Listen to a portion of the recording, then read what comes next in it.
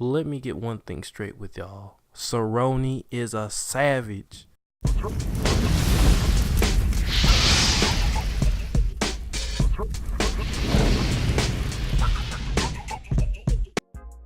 What is up, guys? This is Godzilla Suplex, and welcome to today's episodes. I'll be giving my official prediction for Tony Ferguson versus Don Cerrone.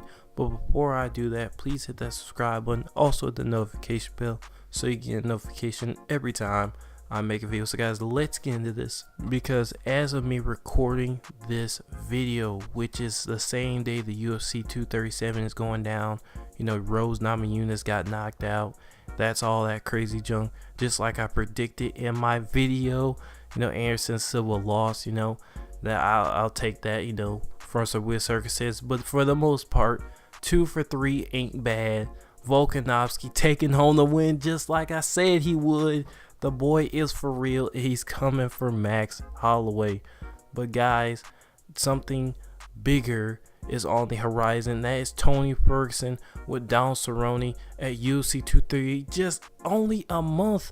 This is set to happen only a month after Don Cerrone, I think, only last week just dispatched the lightweight division's toughest guy, Al Iaquinta, in convincing fashion, pretty much almost knocking him out, which, you know, ever since he's been in the UFC, he has never been dropped. So that's the first crazy thing.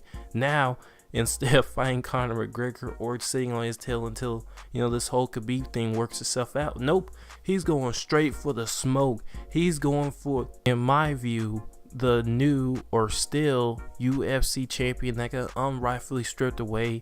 I think the title still is in Tony Ferguson's hands as a fan, and I think Khabib really needs to beat him to really claim that title, or somebody.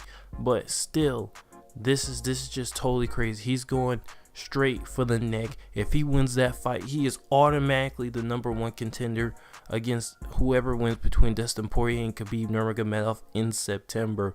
But guys, let's go ahead and get into this great matchup between these two great fighters. And let's start off with the fighter goals. What are the goals for the man, the myth, the legend, Donald Cerrone? I said it. I know I got the pick wrong if you go back and look the video, but look at the words that I specifically said. What Cerrone, with his weight cut, was going to show up that night. Was it going to be him versus Alex Hernandez, or was it going to be him versus you know, whoever he fought before that? I forget. And the difference was that weight cut, he was so much bigger. That weight cut had to have been really good, because when he faced Alex Hernandez, he had a little trouble. You could tell the weight cut was not that good, and he still dispatched him. I'm telling you, Don Cerrone is in a different place right now, and he is serious, he's determined, and he is committed, and this dude is just going crazy right now. And the way he showed up in that Al Iaquinta fight, he whooped him like he was Alex Hernandez, and maybe even a little bit worse. At least Alex Hernandez got to a good start, but just as the fight went on, he just kicked his butt more and more and more. And to do that to a top contender is just unbelievable. Cerrone's for real. And one of the biggest things I did not know is that how big Cerrone was for that division. He is huge. The dude is a giant, and that just blows my mind. I did not know he was that big for that division. And it really showed up in that fight when he was just tagging this dude over and over and over again. So what does Don Cerrone need to do to win this fight, to get the title shot, and to maybe meet Dustin Poirier or Khabib probably by early next year? I think he needs to do exactly what he did in the other fight. Tony Ferguson is going to want to move around and get different angles on Cowboy Cerrone. He really needs to protect his legs, size him up, and keep him at striking distance, and dispatch him slowly, and really get Tony Ferguson out of options but to box. If he can try to take this fight to the ground, try and mix up, he will. If he'll try to clinch, no, keep it a pure distance matchup, because Tony Ferguson is going to want to use his stamina at the end of fights, take the stamina out of it. And Tony Ferguson, I think, really falls sort of into that category with Al Iaquinta. As far as him running out options and really kind of being stuck in the position, we know Tony Ferguson is going to try and be creative. But the more predictable this fight goes, the more Don Cerrone will really have control of it and really not get surprised. So it just makes it a straightforward contest. Keep this guy up, tag him, because we know he has a strong chin, but he will go down. But now, what is the goal for somewhat of an underdog in this situation, Tony Ferguson? I mean, this dude's a beast. He's a monster. He's absolutely crazy when he steps inside that octagon. And I think he really needs to switch up with this fight. Try to get in different clinch situations to kind of switch up and make sure it does not stay a purely striking contest. Jump off the cage and do what really Tony Ferguson does, and that is make different angles and really force Cerrone to work. Because as we know, I think Cerrone, he has a pretty good chin, but is nothing, I think, like Tony Ferguson's durability. I think Tony Ferguson could take the punches early and really get Cerrone waning and tired and cheap, trying to chop down his long legs and his body and try to get him in those later rounds to get a major upset victory in my book. So now that we have the fighter goes out of the way, what are some of the scenarios that might play out in this spectacular fight? Starting off with what might happen in that first round. Both of these guys are going to try and feel each other out, but I mostly think that the aggressor is not going to be Tony Ferguson, because he's going to see what happened to Ally Quinton and been like, okay, I really need to switch up this fight. So what if Tony Ferguson comes out blazing and manages to knock down Cerrone? What happens then? Does Cerrone turn back until he was at the welterweight division, or does he get his chops back together and try to move on to the later stages of this fight and try and make a comeback? And I think that what happens in this first round is that Cerrone comes out aggressive and Tony Ferguson is put on the back pedal because of his size. The fight tries to slow down, but Tony Ferguson will have repeat attempts of trying taking him down, or not even trying to take him down, rolling on the ground and doing different unorthodox stuff in order to throw off Cerrone's patience and make him go in, where Tony Ferguson then could take advantage of by and plan long term against Cerrone's stamina. Because even though Cerrone's still a monster, he is still beatable and he still has weakness.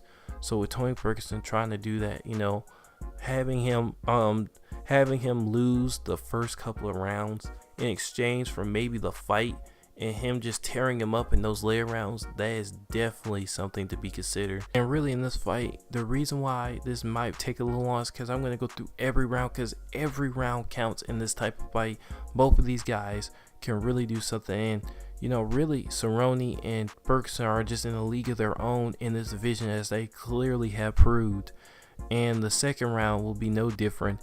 High impact, high intensity. I think there really isn't going to be no warming up period, as Tony Ferguson is going to try and make it a dogfight as fast as possible and try to get the rounds as close as possible into the later rounds where he can really exploit him with his athletic stamina.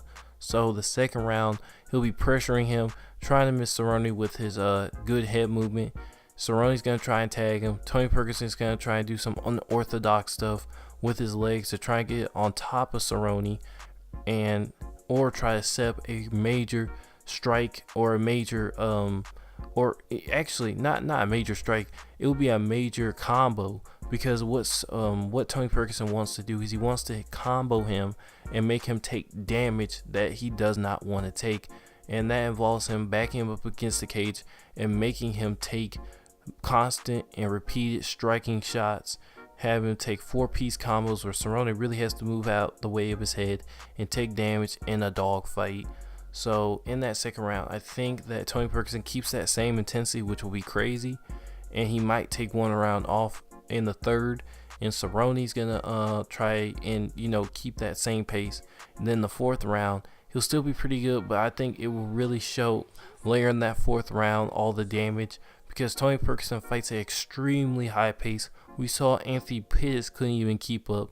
So Donald Cerrone's gonna have a little trouble if this is not just a barefooted, slow boxing match. So I think it definitely could show in those later rounds. So then they keep on fighting, and in the fourth and fifth round, which are the most important rounds in such a close fight, I think Tony Ferguson will start cranking up the heat, and we'll see Donald Cerrone he'll not, I want to say fade, but he's going to start slowing down certain areas, and it's important that Tony Ferguson really capitalizes in these certain areas of his slow blocking You know, he won't be as fast to block certain moves and to really take advantage of that and then piece him up and really try to break him down from there in those last 2 rounds. But who do I think is going to win this tremendous and competitive fight?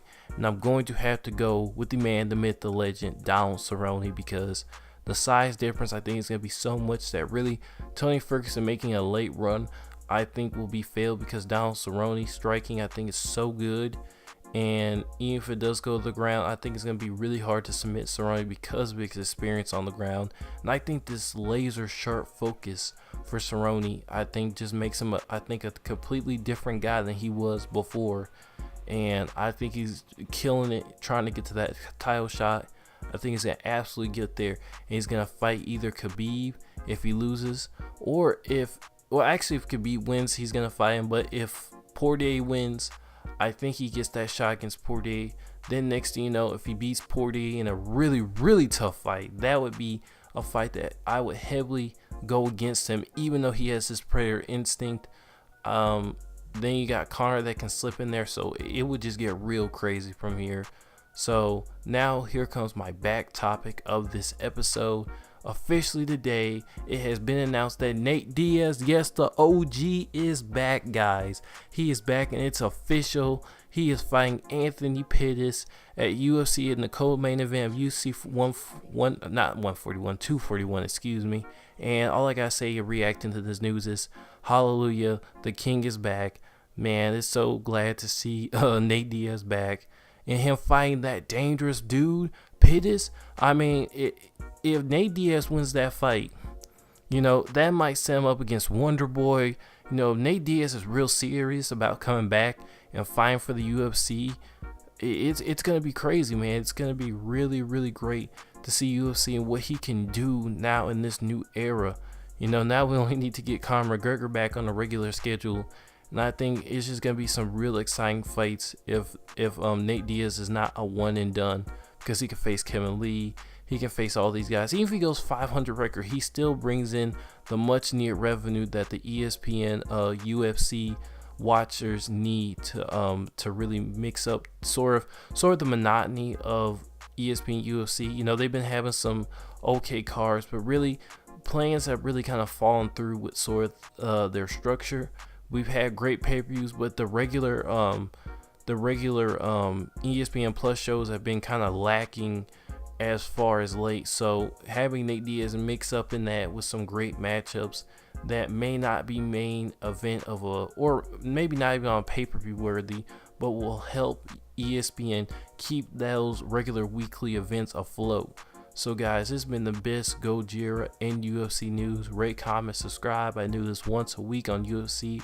And if you are any kind of fan of gaming news, particularly at this time, Mortal Kombat, please also subscribe. I do 2 gaming videos a week and 1 UFC on Thursday. This has been the best Gojira in gaming. Rate, comment, subscribe, and also don't forget to hit the notification bell so you get a notification every time I make a video. I will see you guys next time.